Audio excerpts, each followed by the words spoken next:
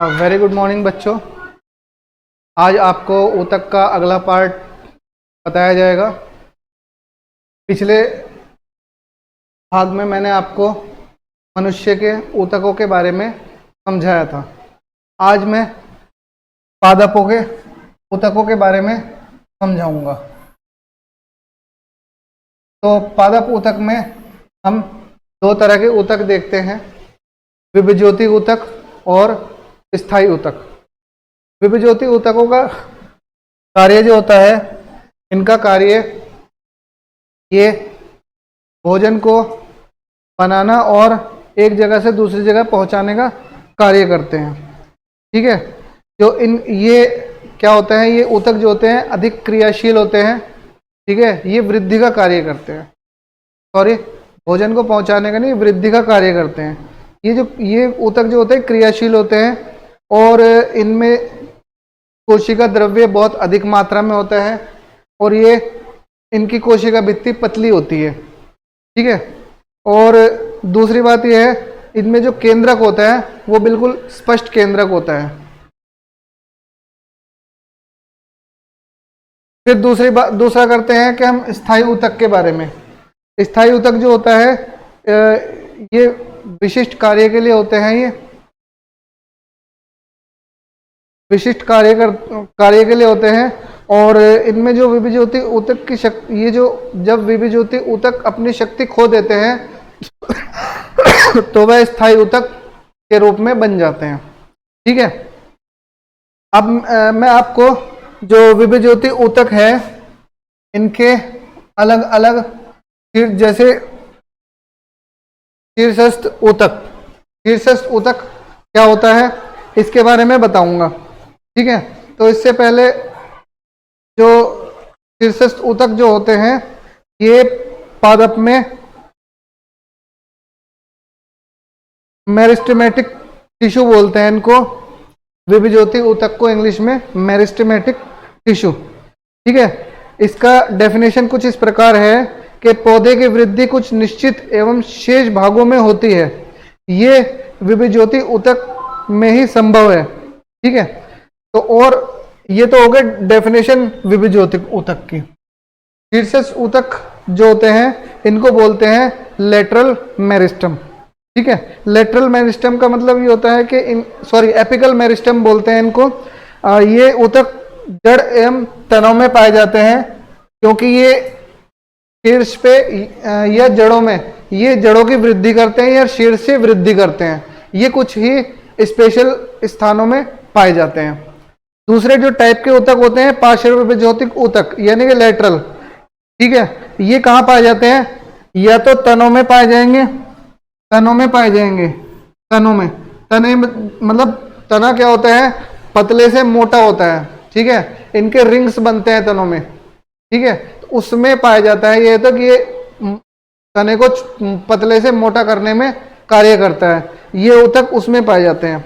और अंतर्विष्ट ऊतक जो होते हैं ये पाए जाते हैं बेटा हमारे पत्तियों में पाए जाते हैं, पत्तियों के आधार में पाए जाते हैं। जैसे ये पत्तियां हैं तो इस जगह पाए जाते हैं, यानी कि क्या होता है, पत्ती छोटी होती है, छोटी से भी बड़ी होती है पत्ती। ठीक है, तो यानी कि इसमें भी पत्तियों के आधार में पाए जाते हैं, टहनियों के भी आधार में पाए जाते हैं, इंटरनोड में पाया जाता है, जिसको इंटरनोड बोलते हैं। मान लो ये एक पेड़ में एक छोटी तनी निकली, ये क्या निकली, डंडी निकली। ठीक है, शाखा निकली, ये धीरे धीरे बढ़ती है शाखा, इसमें पत्तियां बढ़ती है, तो ये डंडियों के आधार में भी पाई जाती है पौधों के। ठीक है, और जो विभज्योति ऊतक के गुण क्या होते हैं, इनके गुण जो होते हैं ये काफी क्रियाशील होते हैं। ठीक है, इनकी अत्यधिक कोशिका द्रव्य इसमें ज्यादा होता है, इनकी पतली झिल्ली होती है, भित्ति जो होती है पतली भित्ति होती है, और इनमें स्पष्ट केंद्रक पाया जाता है। ठीक है, दूसरा अब हम बात करेंगे स्थायी ऊतक के बारे में। किसके बारे में बच्चों, स्थायी ऊतक के बारे में। स्थायी ऊतक वो ऊतक होते हैं जो जब विभज्योति कोशिकाएं अपना कार्य समाप्त कर चुकी होती हैं और कोई कार्य नहीं होता, तब वह एक निश्चित आकार ले लेती है और वह हमेशा हमेशा के लिए वह ऊतक ना तो बढ़ता है ना ही घटता है, वो परमानेंट रह जाता है, यानी कि परमानेंट टिश्यू बोलते हैं उसको, यानी कि हिंदी में कहेंगे स्थायी ऊतक। ये भी दो तरह के होते हैं बच्चों, एक तो होता है सरल स्थायी ऊतक और दूसरा होता है जटिल स्थायी ऊतक।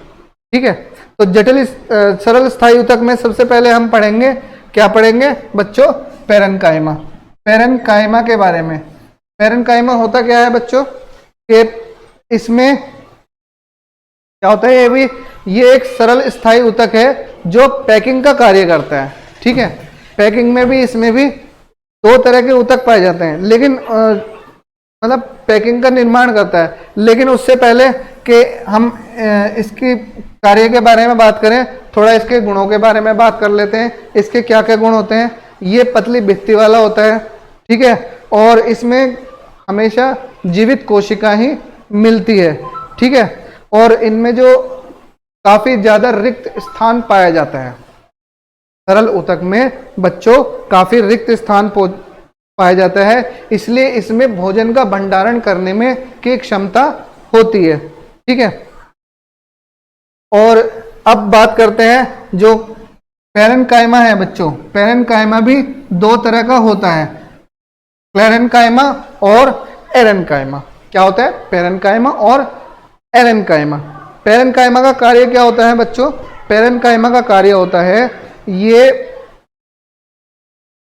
क्लेरेन्काइमा, पैरेन्काइमा तो मैंने बताई दिया आपको। क्लेरेन्काइमा का कार्य होता है प्रकाश संश्लेषण की प्रक्रिया को करना।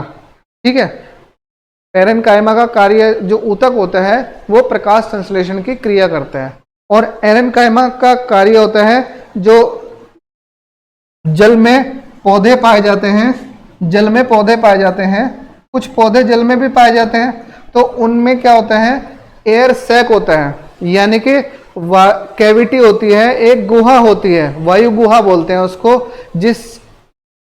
क्योंकि खाली भाग होता है इसमें काफी सारा, तो उस एयर गुहा की वजह से क्या करते हैं, वो जो ऊतक होते हैं वो ऊतक उस पर पानी पर तैरते हैं।